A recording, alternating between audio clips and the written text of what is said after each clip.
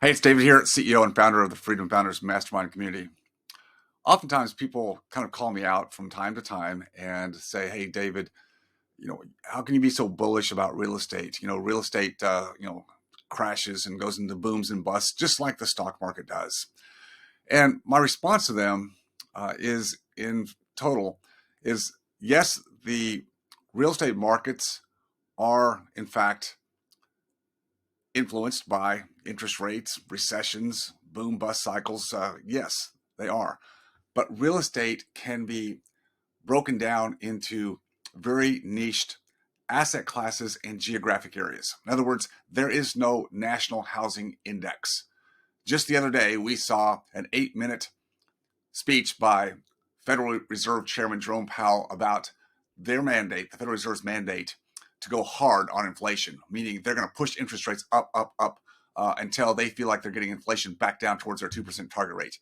That is going to have a devastating effect on the economy, no question. We are in a recession. It's going to go hard.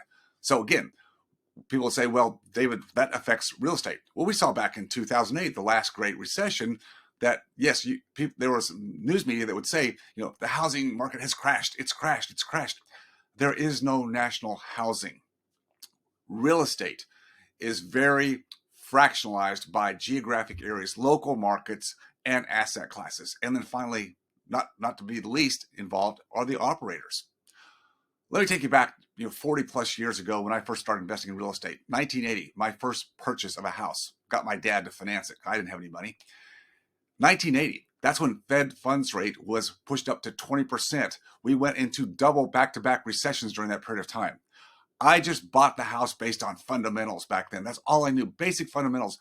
How would this house potentially cash flow, notwithstanding the fact that we had a mortgage interest rate of 13.5% back then? Crazy, right? Yeah, but there's an equilibrium there. Higher the interest rates, the lower housing prices. So we bought in during a recession when consumers are having a hard time, paying bills, and just like we're going to face right now. Well, guess what? In a house, in an affordable housing market, I found renters. Guess what? They paid enough to cash flow the property. Fast forward 3.5, almost 4 years down the road, we sold that property and made about a $50,000 capital gain profit. Now, that was in Texas. People say, well, yeah, Texas, it's always a great market. Well, we have a very, very strong economy in Texas. So geographically speaking, yes, Texas has been very good to me. But that's still saying I had to go through a number of corrections, recessions, downturns. Some are more geographically specific to our area, like the savings and loan crisis in the late 80s, but also the Tax Reform Act of 1986, which devastated real estate kind of across the board. But not all sectors are affected the same in real estate. If you are putting your money in index funds or ETFs, or putting your money into typical 401ks, cash balance plans, defined contribution plans that are managed by outside managers that have to aggregate a lot of money for a lot of investors, and they put it into basic funds, they're basically buying the market. That is an overall market. Real estate, I don't do that. I don't buy the market in real estate. I can be very niched down and be very focused on the sectors that make sense. It's not about accumulation. It's not about valuation. Yes, it's important to buy at the right value, but it's all about the cash flow. In real estate, let me say it again, it's all about the cash flow. In the stock market, yes, there are some stocks that pay dividends, but mostly it's called an accumulation game. Yes, ride the bull market up and accumulate, accumulate, accumulate. And then financial advisors will say today, well, based on the inflation rate that we have and higher taxation coming today, if you are anybody of a relatively high income lifestyle, you're going to need to have 10, 15, $20 million to quote retire at the same lifestyle. Well, good luck for most hardworking, dedicated people to get there, because it's a long slog if you're doing it that way. The saving, putting your money into 401ks, tax deferred vehicles, that's a long slog. In the markets that we invest in real estate, we have a very diverse group of people. Now, that's another point that many of you don't understand is there's access points. In real estate, it's an inefficient marketplace, and having access to specific niche markets where we can decide what makes sense and ride through and still profit handsomely from recessions as well as up markets. That's the whole key. But you've got to be a little bit more actively involved. Either you do it the way I did 40 some years ago, and I was very active, in the marketplace, a local marketplace. I networked, I created access points. I devoted a lot of time. Now, most of you that you're further along in your career, you don't have that same time. You don't have the time to be boots on the ground and create those relationships and build a contractor database and manage tenants. And that's not what you need to be doing. Plus, you can't diversify geographically if you're doing it in your market. Wherever your market is, your market might be a good market. It could be. It could be one that we invest in.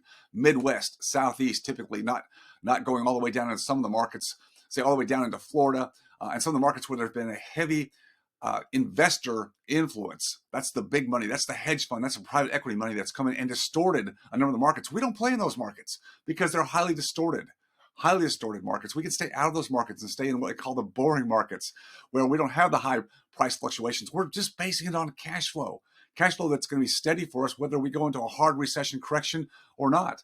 It's going to be good for us. And when there is inflation, yeah, then our values tick up. So it's the best of both worlds. But understand, somebody's got to put the time in to create the access points, the education, the pulse of the markets. And in Freedom Founders, we have that. We have a very diverse advisory and sponsor based all over the country. We can also cut and hedge our abilities in our investing between equities and debt.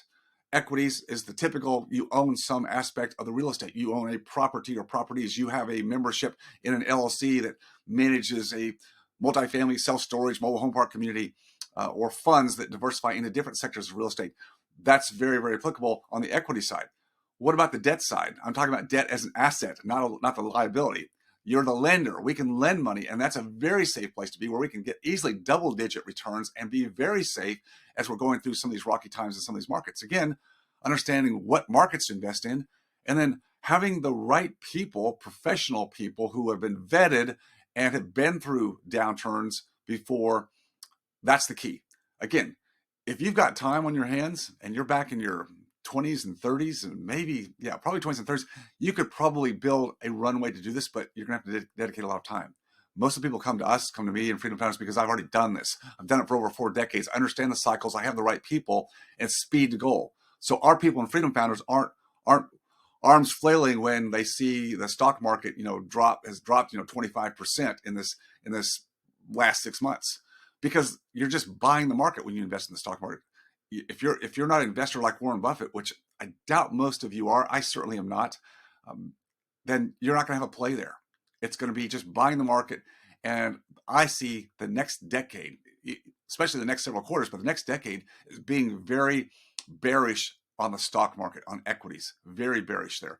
I think it's going to be a very stagflation-based economy. We'll have inflation on the back end of this deflation curve, and I think the stock market, just because of profits for most companies, because of recession, most companies aren't going to do well. Returns are going to be anemic. That's what we're going to be in for. Housing, I don't care if we don't have high push in the values like we've had in the last several years. I don't care. I want the cash flow. And I know that people always want a home. They want shelter, the right geographic areas, the right management, the right value-based cash flow investments. That's what carries the day. It's what set me free some 17, 18 years ago. And what has set hundreds of other dentists and professional practice owners and business owners free, not just based on my story, but based on what we do to help them implement and execute on a game plan that sets them free. And they no longer have the uncertainty of, how much is enough? Do I have to just keep working and cranking? Can I ever take my foot off the pedal? That's not a life you want to live. So again, there's different paths to get to different places. My question to you is, if you're not a believer in real estate, you're a big believer in the stock market, are you sure that's a plan that's going to get you there? I think you need to right now find a viable plan.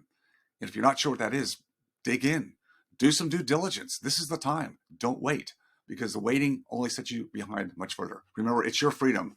You've got to focus on it.